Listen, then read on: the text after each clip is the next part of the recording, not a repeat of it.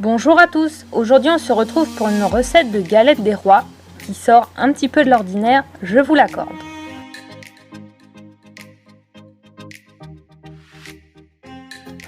Pour cette recette vous aurez besoin de 2 pâtes feuilletées, de gâteaux Néo ou Oreo. Pour ma part ce sera des gâteaux Néo que vous pouvez retrouver à Lidl, 75 g de sucre en poudre, 100 g de poudre d'amande, un œuf pour la préparation et un œuf pour la dorure, 50 g de beurre mou et d'une fève de votre choix. Pour ma part, ce sera Rebelle, l'un de mes Disney préférés.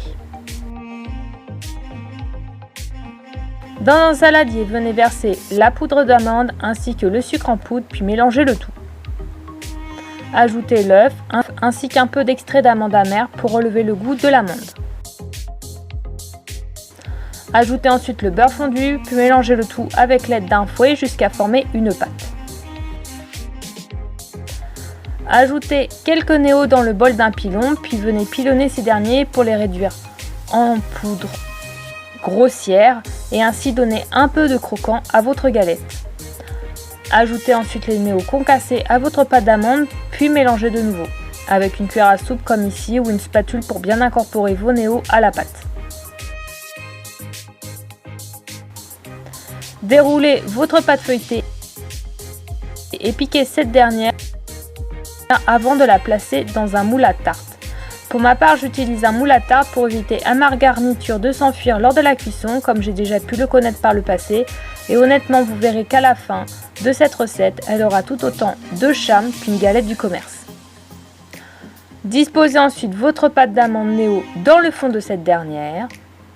Ajoutez ensuite une fève sur votre pâte d'amande Néo et on remarquera ici que je choisis le cheval de Rebelle. Étant moi-même une grande passionnée et propriétaire de chevaux, c'est bien évidemment une évidence pour moi que de mettre cette fève dans ma galette.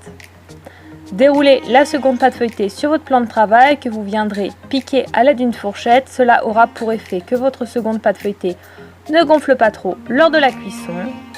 Placez ensuite votre pâte feuilletée côté piquée en contact de votre pâte d'amande Néo, puis venez replier les bords des 2 pâtes en boudin pour les souder entre eux.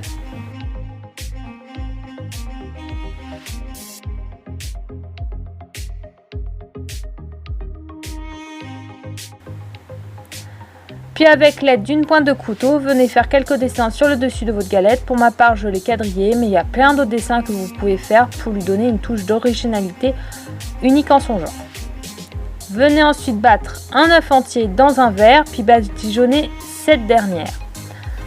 La petite astuce, c'est que l'œuf entier aura pour effet de dorer votre galette jusqu'à juste ce qu'il faut, à l'inverse du jaune d'œuf qui a une tendance à beaucoup trop dorer la pâte durant la cuisson.